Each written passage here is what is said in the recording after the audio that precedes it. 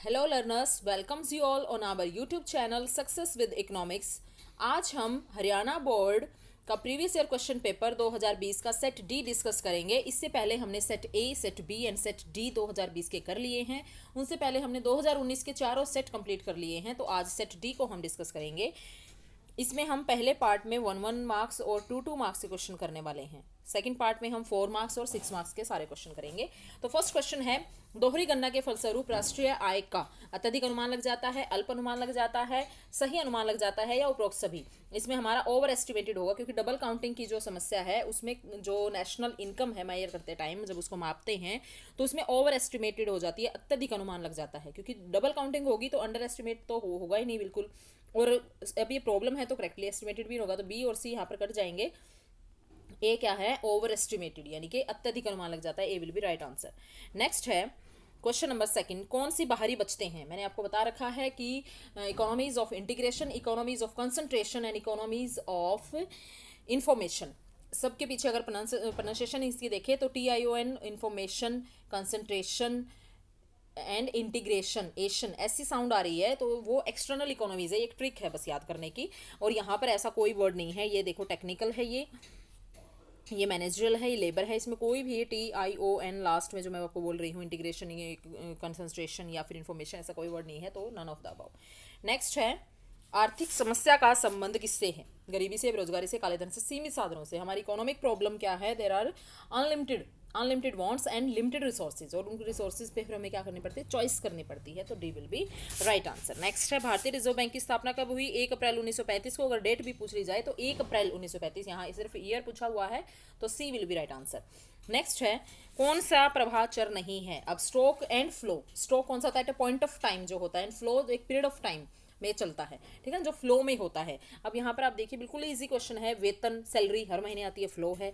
मासिक fees, monthly fee देनी होती है, वो भी हर महीने, ठीक है। और धन यहाँ पर एक ऐसी चीज है, स्टॉक, यानी कि ये एक at a point of time है जो हमारे पास अवेलेबल है। सी विल बी राइट आंसर। उसके बाद है, MPC अगर 0.8 है तो मल्टीप्लायर क्या होगा? अब यहाँ पर ये क्वेश्चन आप सभी निकालेंगे, क्योंकि ये क्वेश्चन हर सेट में हमने किया है। अगर आपने सारी वीडियो ध्यान से देखी है तो ये क्वेश्चन आपके लिए बहुत ज़्यादा इजी है। फॉर्मूला इसका है K = 1/1 - MPC, और मुझे आंसर आप कमेंट बॉक्स में ज़रूर बताएंगे। उसके बाद है, कार और पेट्रोल की मांग क्या कहलाती है? कॉम्प्लीमेंट्री गुड, क्योंकि कार और पेट्रोल दोनों ही पूरक वस्तुएं हैं, एक के बिना दूसरे का कोई यूज नहीं है, तो ये पूरक वस्तुएं हैं। इसका मतलब A will be right answer. Next है, ट्रू फॉल्स बताने हैं। समष्टि शास्त्र में सभी तरह के जो एवरेज है, एग्रीगेट्स, वो निकाले जाते हैं, तो ठीक है, एग्रीगेट्स की ही बात होती है। सर्विस टैक्स, ये ट्रू हो गया पहला हमारा। उसके बाद है ये 9th, service tax is an indirect tax. Obviously service tax क्या है? सेवा कर क्या है? क्या अप्रत्यक्ष कर है। उसके बाद क्वेश्चन पूछा हुआ है, ओपन इकोनॉमी। ओपन इकोनॉमी में हम aggregate demand = consumption plus investment plus government expenditure, export minus import, जिसको हम नेट एक्सपोर्ट भी बोलते हैं। जहां एक्सपोर्ट इंपोर्ट आ गया वहीं पर क्या है? Open economy. तो ये ट्रू है। उसके बाद है, विदेशी विनिमय का मांग वक्र का ढलान ऊपर की ओर होता है। मांग वक्र का ढलान एक्सेप्शनल केस में ऊपर की तरफ हो सकता है, गिवन गुड में हो सकता है, बट वैसे डिमांड कर्व हमारा हमेशा ही डाउनवर्ड होता है। तो यहाँ पर इन्होंने कहा है कि अपवर्ड होता है, तो इसका मतलब फॉल्स है। उसके बाद प्रिंसिपल ऑफ इकोनॉमीज 1890 में ये बुक प्रकाशित हुई थी, मार्शल की, 1890 में। तो मार्शल की जो फेमस बुक थी प्रिंसिपल ऑफ इकोनॉमिक्स, जिसमें इन्होंने कहा था कि इकोनॉमिक्स क्या है? एक मानव जाति का अध्ययन है, मानव जाति का अध्ययन है। इसमें हमने बिल्कुल फर्स्ट चैप्टर में ही ये दे रखा है, जहाँ पर हम इंट्रोडक्शन टू इकोनॉमिक्स ये वाला चैप्टर करते हैं। उसके बाद है, इसका मतलब ये क्या है? फॉल्स होगी बात। उसके बाद है, सप्लाई कैन एक्सीड स्टॉक, पूर्ति स्टॉक से ज़्यादा हो सकती है। हमने पहले भी सेट में आया हुआ है क्वेश्चन, फॉल्स है ये। Difference between firm and industry disappear in monopoly, firm और उद्योग का अंतर मोनोपोली में खत्म हो जाता है, क्योंकि वहाँ पर ऑब्वियसली ये क्या है? ट्रू है। वहाँ पर फर्म और उद्योग का अंतर खत्म हो जाता है, ठीक है। Difference between form and industry, ये बिल्कुल आपके जो चैप्टर्स दे रखे हैं उनके पीछे बैक एक्सरसाइज है, वहीं से ये क्वेश्चन है। उसके बाद फिलअप हैं, विश्व महामंदी का वर्ष सबको पता है 1929, बहुत बार मैंने करवा रखा है। 1929 से 1933 तक ये ग्रेट डिप्रेशन का पीरियड रहा था, और ये महामंदी का वर्ष यहाँ पूछा हुआ है। 1929 में इसकी शुरुआत हुई थी। अगर यहाँ पर 1930 दे रखा होता और 1942, दोनों में से फिर 1930 ही ठीक होता, ठीक है।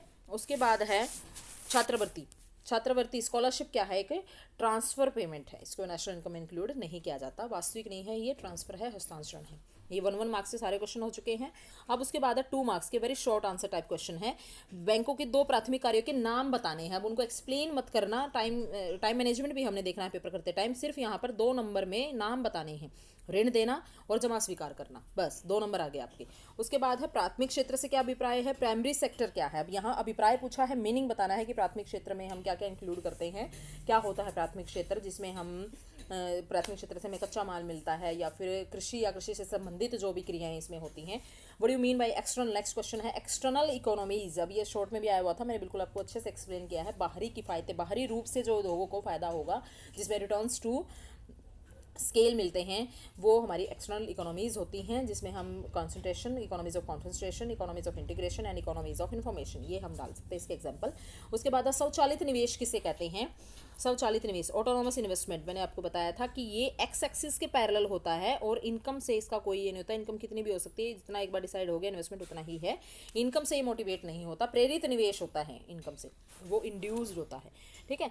What is indifference curve. Next हम जो क्वेश्चन है हमारा 6th, इंडिफरेंस कर्व क्या है। तटस्थता वक्र 2 वस्तुओं के विभिन्न संयोगों को दिखाता है जिससे उपभोक्ता को समान संतुष्टि मिलती है। अब यहाँ पर डायग्राम बनाकर उसको एक्सप्लेन मत करना, इतना टाइम आपने नहीं लगाना है क्योंकि 2 नंबर में ही पूछा हुआ है, तो आपने सिर्फ यहाँ पर उसका मीनिंग बताना है।